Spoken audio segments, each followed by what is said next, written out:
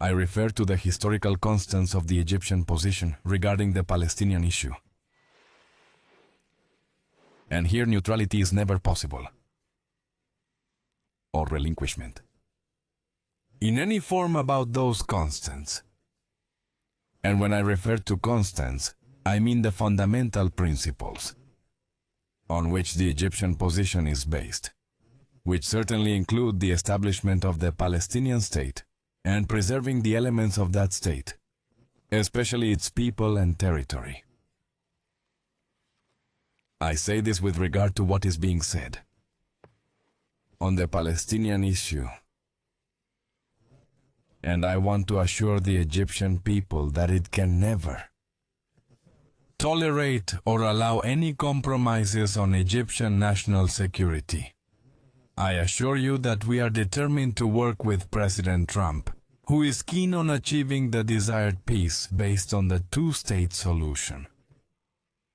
We believe that President Trump is capable of achieving the long-awaited purpose of establishing a just and lasting peace in the Middle East. And allow me, I am here. Out of the context I just mentioned, and say that during approximately 15 months, we confirmed what we see. Since October 7th until now, it is aggressions. Results of very, very long years in which a solution to the Palestinian issue was not reached, and therefore the roots of the problem were not addressed. And every few years, the situation explodes. And what we see or saw in Gaza Strip happens. So, the solution to this issue is the two-state solution, establishing a Palestinian state. Historic rights cannot be overlooked. And that's not just my opinion.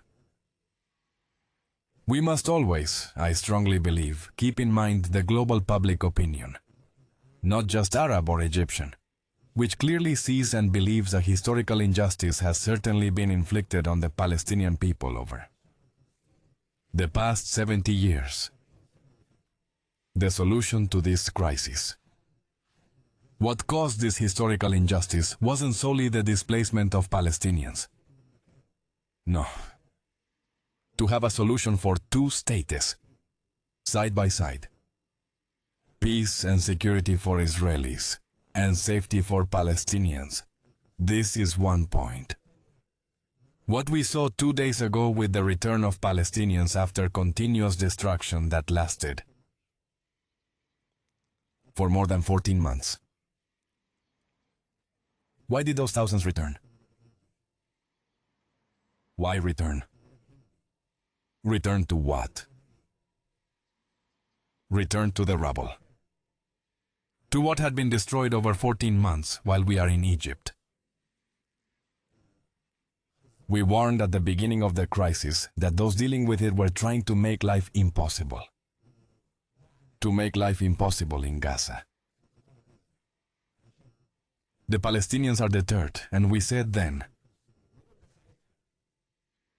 during that period in October, and in the months following, during all the meetings with officials, the crisis we are witnessing and living through is a result not only of actions, or mutual violence between both parties, is a loss of hope for a solution to the Palestinian state.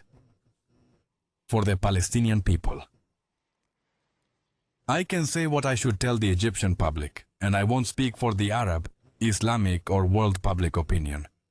What should I say if I am asked about the possibility of Palestinians being displaced to Egypt? I imagine that and of course I'm saying a theoretical assumption. If I said this, instability affects Egyptian national security, neither the Arab national security in our region. It is very important for the people listening to us to know that there is here in our region, nation, A nation has a stance on this matter. Whether I stay in my place or move, a nation has a stance on this matter.